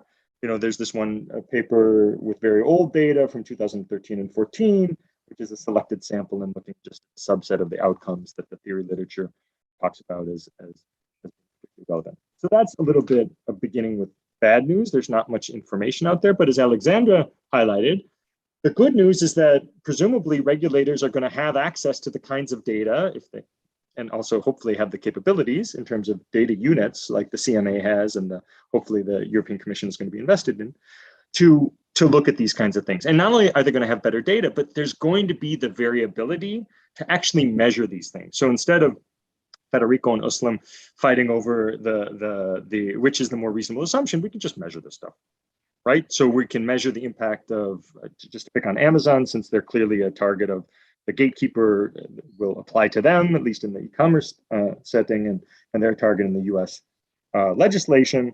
We're going to be able to see what is the impact on variety, on prices, on not only are we going to be able to see short run outcomes, or regulators are going to be able to see, we won't be able to, but regulators will, but also long run outcomes like innovation rates. Are third-party sellers more or less likely to introduce products after they have some experience of Amazon's entry practices? So there's good news there. Now, it's not trivial, as Alexandra said. I think one of the key issues on this use of data question is what some entry could be rationalized by data that's observable to anybody, but some might be rationalized only by data that's available due to the proprietary information that a marketplace owner has about third-party sellers on his platform. How do you tell the difference between that? That's hard. What's the right reference control group for the marketplace? So it's not trivial, but sort of from an empirical perspective, if we want to do this, I think we're going to be able to measure some of these trade-offs. Not us, but regulators and their data units should be able to do this. But my third comment, I want to step back and really not lose the forest for the trees and say, should we bother, right? Why bother? So Sarah says, and quite reasonably, there's concerns about power, and both the US bills and the DMA are thou shalt not, right? And so, and to me, so there's a trade-off. Maybe we should look at it because we want to understand what are the potential efficiency losses or consumer welfare losses of forbidding practices that may be efficient, but that may expose the process to risk of failure to enforce that has been endemic in the enforcement of antitrust in the last 20 years, in my view. Or we may just go for simple rules, right? And just live with the consequences. To me, that's the conversation to have. Right? There's a trade-off here. There's a difference the loss function between sort of digging in deep and trying to understand versus just saying, okay, we're going to say these are big companies and we're just not going to do it. What are the trade-offs associated with those two strategies? And so for me, and this touches on a little bit what Steve is saying, for me, just conceptually, that trade-off differs a lot according to the business practice, right? So for me, practices that either protect existing market power or that extend market power into adjacent markets, those are the ones where I think we want to be most worried. Other practices that, and so to me, that's like things like MFN clauses or bundling and tying or foreclosing practices in general. These are the kinds of stuff, for me, that loss function says, okay, hands off. But honestly, when I think about e-commerce platforms, it's not clear that they fit in that space, right? Maybe the Italian decision, because logistics is a complementary service, right? So it could be that the Italian decision does fit in that space. But if we think about commission rates on the platform, it's not clear, unless they're protecting the market power of the marketplace. To me, those seem to be ones where I would personally lean more towards the investigation and look through the consequences. So I would leave it there and say, I hope we can not talk just narrowly about the trade-offs of measuring this stuff, but also about whether we should bother. with those terms. Thank you so much, Greg. I want to move on to Amelia. Amelia, I'm particularly grateful for you to be here today. You kindly agreed to take the place of Mike Walker, but of course, your opinion is important in its own right. Amelia Fletcher is a professor of competition policy at the Norwich Business School, deputy director of the Center for Competition Policy there. And of course, as I mentioned, she's a non-executive director at the CMA. So you're speaking in a personal capacity, but of course, from a basis of knowing well the CMA. And the UK, I'd like you to talk about you can certainly expand and talk about the broader issues and certainly about the DMA, but also a little bit about what you see as progress in the UK, where of course we've been expecting at some point the DMU, the Digital Market Unit, to be in place. It doesn't look as if it is going to happen in this parliament. So the ball is back in the court of the CMA, having to deal with these platforms and having to make decisions and pursue cases in the interim. So please tell us what you think, and indeed feel free to react to anything you heard before. Thank you so much. Thanks very much, Cristina. I think that we are still hopeful that the digital regulation will be along soon, if not immediately. And also just to respond to a comment that Steve made, when it comes, it is intended the UK regulation to be bespoke for each platform. So hopefully that will address some of his concerns to some extent. But yes, it's not coming immediately, apparently. So what can the CMA do while it's waiting? And I think, like the Italian Competition Authority, the CMA is already using its competition powers. It's also using its consumer powers and its market study powers. And I think market studies are particularly valuable because they really help us to learn more about the issues in the markets in a kind of broad way that are going to be subject to regulation. And in a way, I think they are work that the regulator, the DMU, would realistically need to do anyway in order to make proportionate designation decisions and to design bespoke codes of conduct and indeed the specific rules that Cristina was demanding earlier. To this end, as I'm sure people are aware, the CMA has already completed a study into digital advertising a couple of years ago, and it's just published in December its interim report into mobile ecosystems, which looks at the Android and Apple mobile ecosystems. It's also just announced a market study into music streaming, which may be tangential, may be relevant. So essentially, I would argue that the work involved in regulation has already started at the CMA, and indeed that the CMA has been contributing well to the kind of collective learning that Alexandra mentioned earlier. I think lots of people have been learning from the work of the CMA. It's just been increasing the information base on which we're all basing our work. I would also note that if regulation doesn't emerge over kind of the medium term, the CMA does have the power to transform its market studies into something called market investigations, which would then allow it to impose remedies, including behavioural rules, which would provide a form of regulation, but it would be a rather imperfect form of regulation. So we're hoping that we get the real regulation. In terms of competition law, the CMA has also just accepted commitments from Google in relation to privacy sandbox. Now, this isn't to do with, obviously, marketplace, but what's interesting about it is it's a rather unusual commitments decision, because what it essentially does is create a system of regulatory scrutiny and oversight over what Google does next, allowing the CMA, the data regulator, and other third parties to influence the further development of the privacy sandbox proposal. So again, really interestingly, that's a kind of regulatory oversight, albeit on a very particular issue, before the DMU is formally established. And the CMA also has other ongoing competition cases into Apple App Store, into Facebook's use of data and its single sign-on function. Interestingly, that is in terms of its own Facebook marketplace, which we don't talk about very much, but it is part of this particular case at the CMA. I would just also mention our focus is always on competition, but I think there are some really important issues around digital platforms, including online marketplaces and consumer protection. And indeed, Greg Crawford, who you just heard from, and myself and others have a paper on this topic.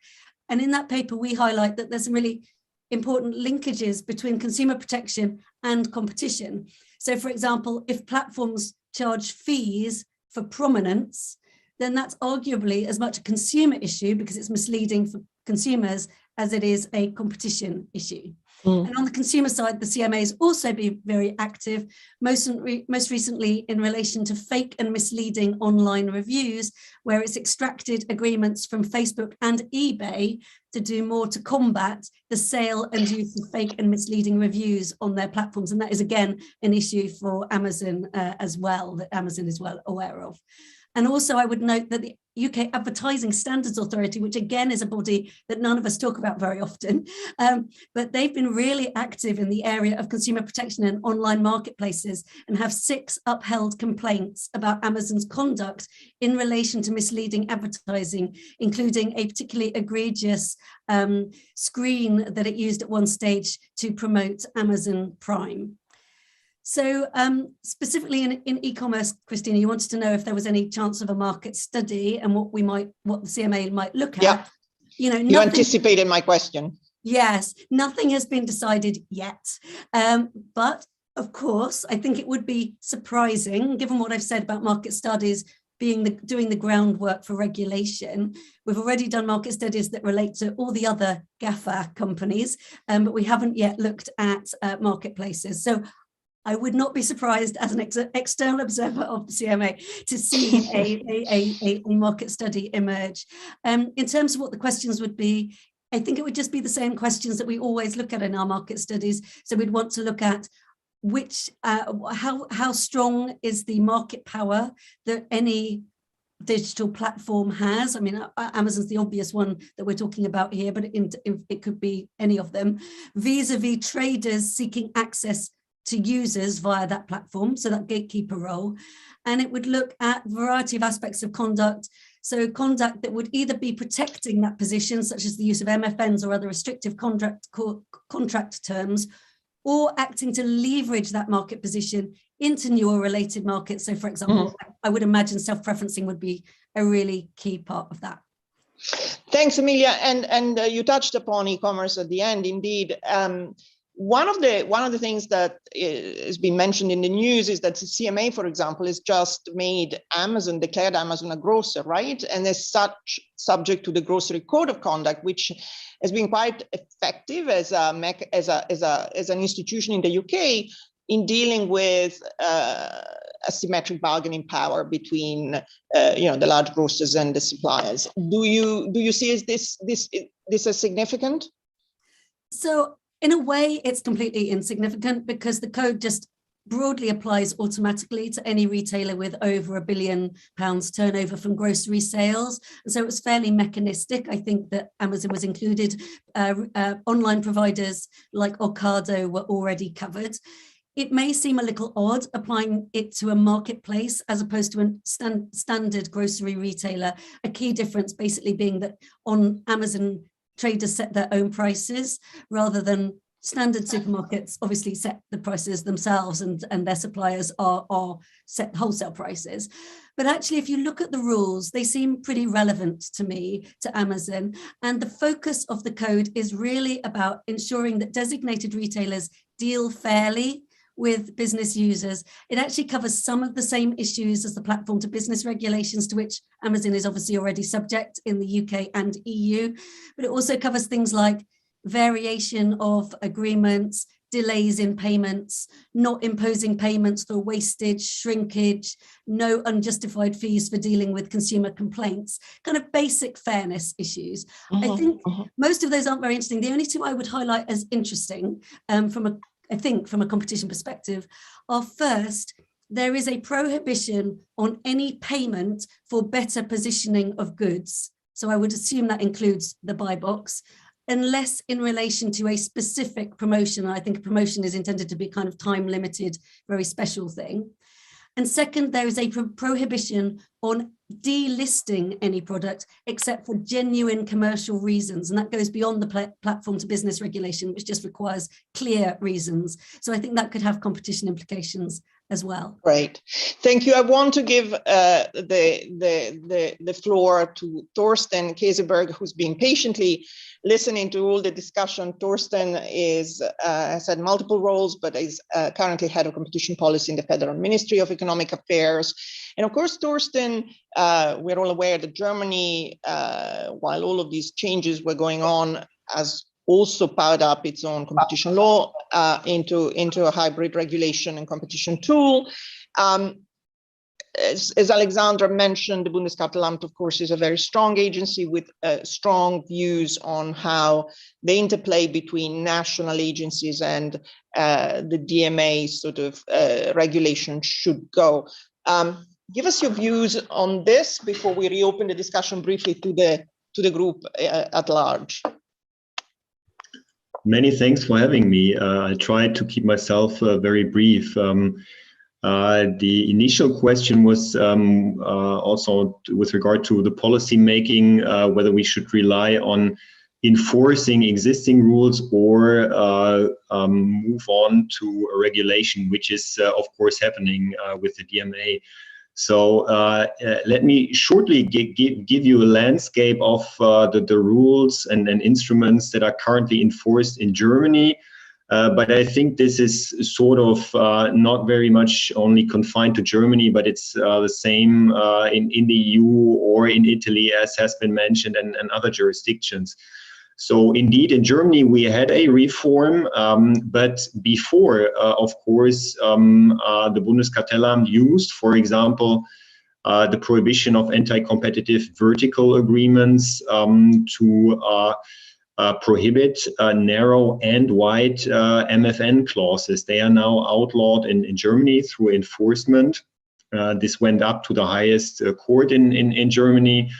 We have an ongoing proceeding with the Bundeskartellamt in which it is examining to what extent agreements between Amazon and brand manufacturers, including Apple, which could exclude third-party sellers from selling brand products on Amazon Marketplace, whether that constitutes a violation of competition rules, so basically brand gating.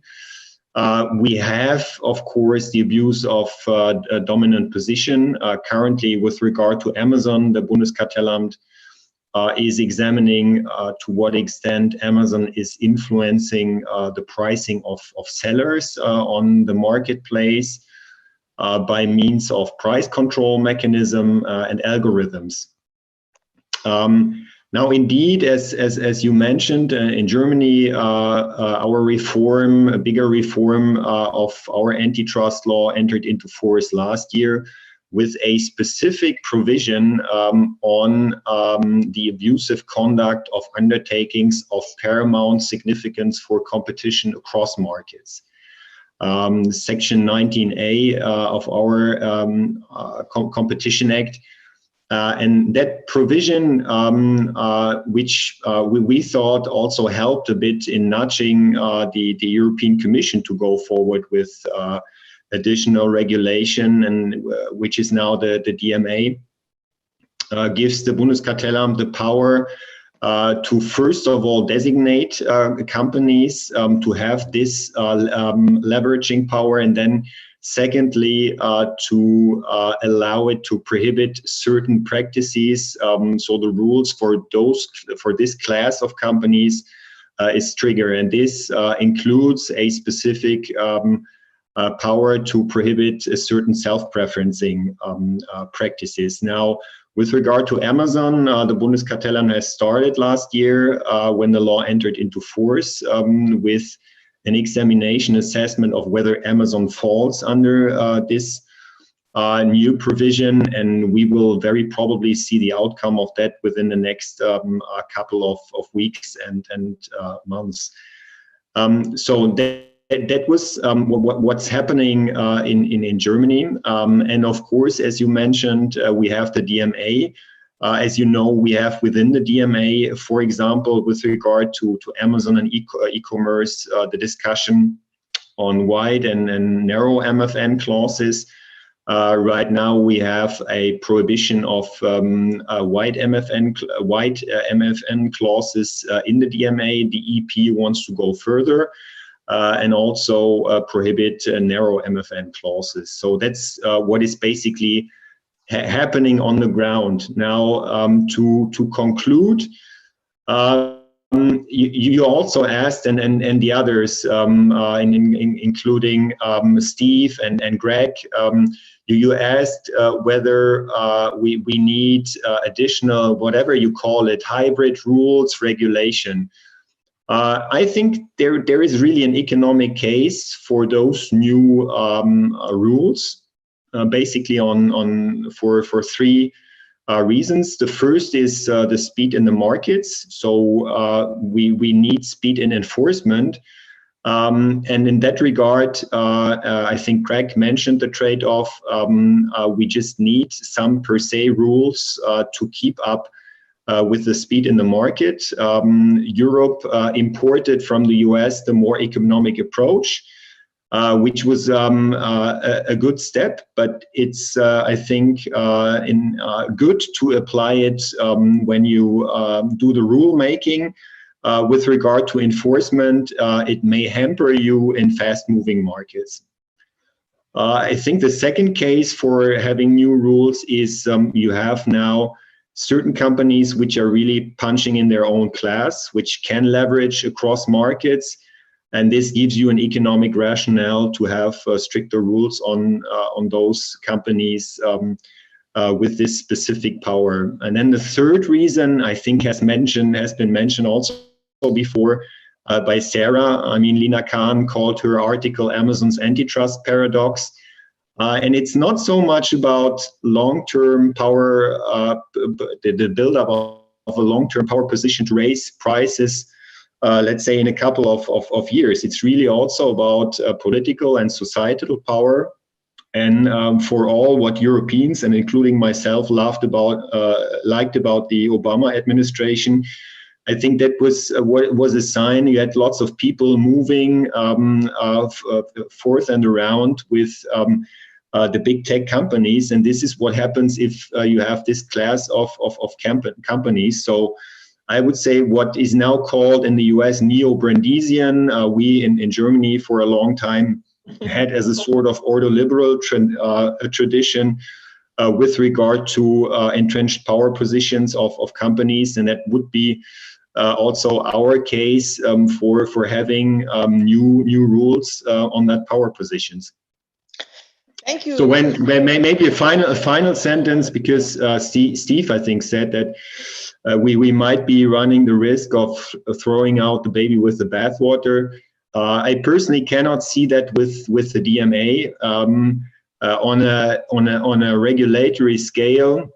We are really tightening up the screws a bit, but my personal guess would be that this is just the beginning, and we will also see future cases probably on questions like structural separation.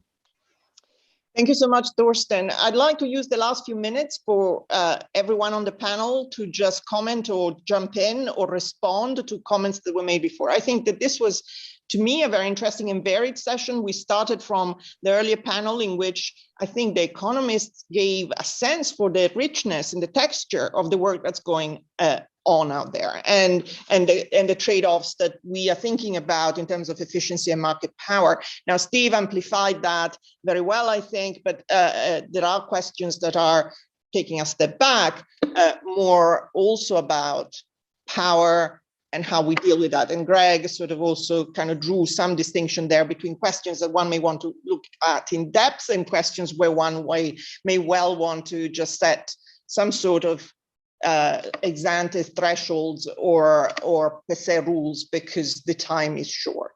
So let me open up a bit. Sarah, do you want to jump in at this point? You heard quite a lot, and much of it perhaps from a European perspective. Interested in your reactions.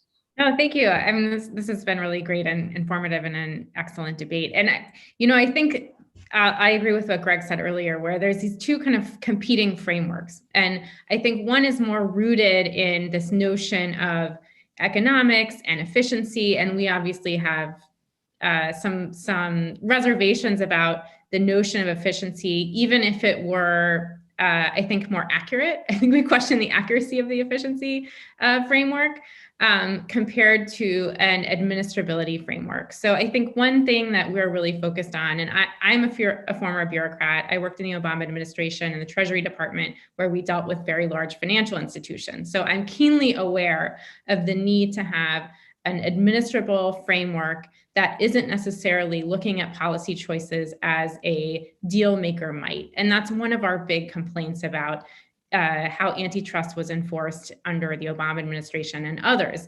It's this notion that there is some perfect efficiency to be achieved. Our role is to figure that out using our fun economics toys, and then make a deal, strike a deal. And then, many times, as Thorsten noted, roll over and kind of work for the same institutions that we were supposedly regulating. So the politics of that is very acute for us and very important. That's why I think we look at kind of clear structural separations as being important over the long term to help foster innovation, to help make sure that other economic actors have appropriate amounts of bargaining power. One first-party seller that we talked to a few weeks ago said, I just get these dictates from Amazon on high. I have to take them or leave them. They've just extended the time they have to pay me for my product from 30 days to 90 days, and I just have to take it. So I'm essentially now providing Amazon with cheap credit. Nothing I can do about that, right? So I think overall, this idea that there is some perfect kind of efficiency that we can figure out with our fun toys, and then we can actually implement through various imperfect government institutions who, by the way, have very limited ability to actually even understand and get in the guts of what these corporations are doing, right? It's just a fight to be able to learn about how they're operating, learn about how they're leveraging data. I think truly one of the things that has turned the politics of this around so quickly is that lawmakers, both Republicans and Democrats, were honestly shocked to hear about how Amazon treated a lot of its third-party sellers and the lack of recourse that they had.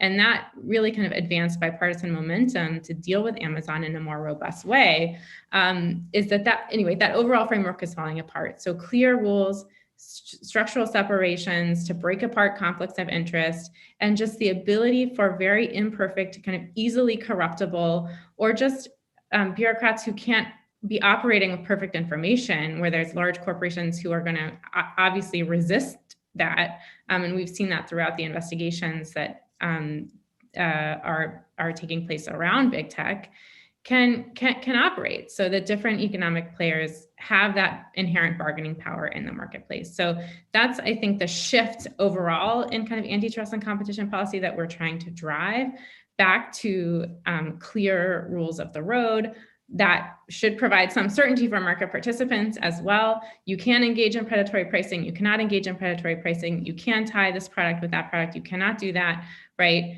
And then also just opening up different lines of business so that those conflicts of interest aren't something that bureaucrats have to try to police in very uncertain and challenging political environments. Thank you. Can I give the floor to Alexandra for a final comment? Because I saw you nodding and listening to some of this with interest. So you want to comment on some of that?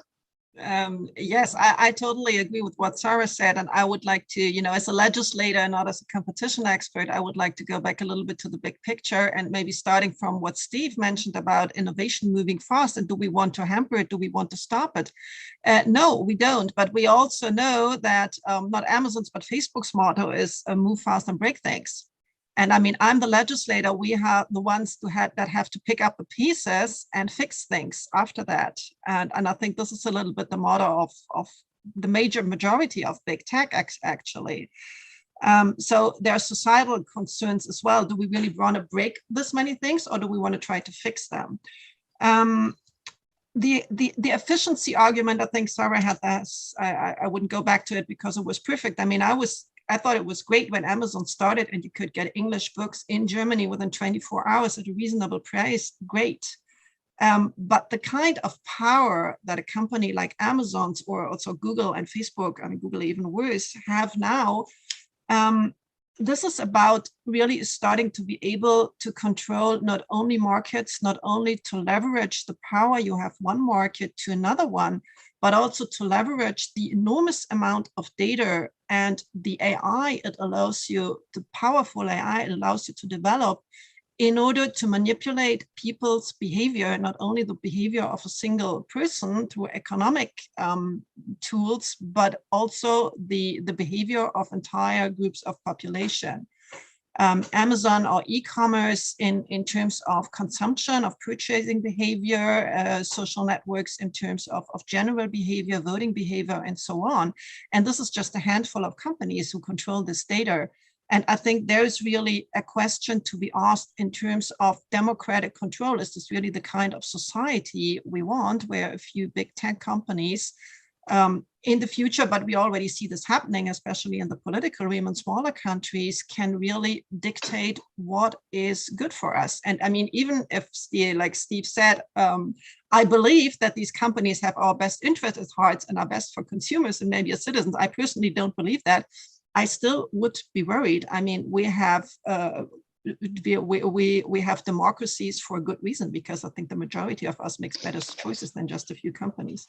I think, I mean, Steve, you can very briefly reply. I think what Steve was trying to say is that there is a distinction in business model. We are throwing everything together, but of course, when you're looking at different business models, the kind of problems may differ across them. And so talking just about large platforms generically is not advancing the understanding and the debate very much, which is what this panel was trying to, this session was trying to highlight. We are at time, and so I don't know that we can stretch the patience of our audience very much longer. But Greg, do you want to, unless anyone has got a final burning comment to make, I will hand over to Greg for a very short. Let me just say that I've really enjoyed not only participating in this panel, but listening to everything. And you know, when Cristina and I launched this body, the goal was to connect academics to policymakers, and I think this panel has been perfect in that regard, in that it's really striking to see the set of topics that the academics are thinking about very carefully, I think, is much narrower than the broad, sometimes incredibly broad policy concerns that are confronting policymakers on a daily basis. And my hope is that for the academics that have participated or watched this on video, that we academics can start broadening our focus a little bit and start trying to answer some of these bigger questions as well. And so let me just leave it there and say thank you to everyone, to Cristina and to Martin for organizing, and to all the panelists for their participation. And I look forward to our next event will be in June, and you can check our website or Twitter feeds to see when that comes for the details. But otherwise, thank you all. Thank you so much, everyone. Thank you and goodbye.